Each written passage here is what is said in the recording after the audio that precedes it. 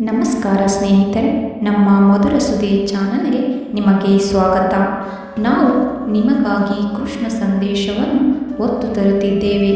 ಇಂದಿನ ಕೃಷ್ಣ ಸಂದೇಶವನ್ನು ನೋಡುವ ಮೊದಲು ಯಾರೆಲ್ಲ ನಮ್ಮ ಚಾನಲನ್ನು ಹೊಸದಾಗಿ ವೀಕ್ಷಿಸುತ್ತಿದ್ದೀರಿ, ನಮ್ಮ ಚಾನಲನ್ನು ಸಬ್ಸ್ಕ್ರೈಬ್ ಮಾಡಿಕೊಳ್ಳಿ. ಹಾಗೆಯೇ ಬೆಲ್ ಬಟನ್ ಒತ್ತುವ ಮೂಲಕ ನೋಟಿಫೈ ಆಗಿರಿ. ಇಂದಿನ ಕೃಷ್ಣ ಸಂದೇಶವನ್ನು ನೋಡೋಣ. ಈ ಪ್ರಪಂಚದಲ್ಲಿ ನಿನ್ನ ತಪ್ಪುಗಳನ್ನು ಮಾತ್ರ ಲೆಕ್ಕ ಹಾಕುತ್ತಾರೆ. ಚಿಂತಿಸದಿರಿ. ಮೇಲೆ ನಾನು ನಿನ್ನ ಒಳ್ಳೆಯತನವನ್ನು ಲೆಕ್ಕ ಹಾಕುತ್ತೇನೆ. ನಿನಗೆ ಒಳ್ಳೆಯದೇ ಆಗುತ್ತದೆ. ನಾವು ಬಯಸಿದ್ದೆಲ್ಲ ಸಿಕ್ಕಿದ್ದೇ ಆದರೆ ಅದು ದೇವರ ಕೃಪೆ.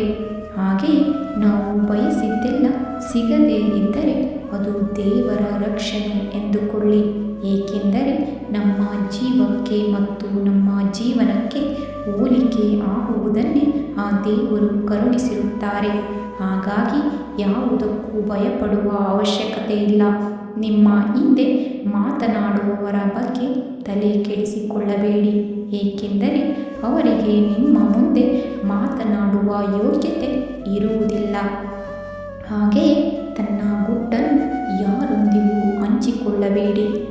ಯಾಕೆಂದರೆ ಜೀವನದಲ್ಲಿ ಯಾವ ಮಿತ್ರ ಯಾವಾಗ ಶತ್ರುವಾಗುತ್ತಾರೆ ಎಂದು ಹೇಳಲು ಸಾಧ್ಯವಿಲ್ಲ. ಹಾಗಾಗಿ ಸಿಟ್ಟು ನಿಮ್ಮಲ್ಲಿನ ಒಳ್ಳೆಯ ಗುಣಗಳನ್ನು ನಾಶ ಮಾಡುತ್ತದೆ. ತಾಳ್ಮೆಯಿಂದಿರಿ.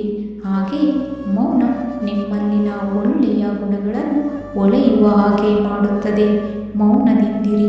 ತಾಳ್ಮೆಗಿಂತ ಒಳ್ಳೆಯ ಅಸ್ತ್ರ ಬೇರೊಂದಿಲ್ಲ.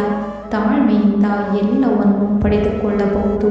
ತಾಳ್ಮೆಯಿಂದಿದ್ದರೆ ಜಗತ್ತನ್ನೇ ಗೆಲ್ಲಬಹುದು. ಭಗವಂತ ಜೊತೆಗಿದ್ದಾನೆ. ಧನ್ಯವಾದಗಳು. ನಮ್ಮ ಪ್ರಯತ್ನ ನಿಮಗೆ ಇಷ್ಟವಾಗಿದ್ದಲ್ಲಿ ನಮ್ಮ ವಿಡಿಯೋಗೆ ಒಂದು ಲೈಕ್ ನೀಡಿ. ಹಾಗೆ ನಮ್ಮ ಚಾನಲನ್ನು ಸಬ್ಸ್ಕ್ರೈಬ್ ಮಾಡಿಕೊಳ್ಳಿ.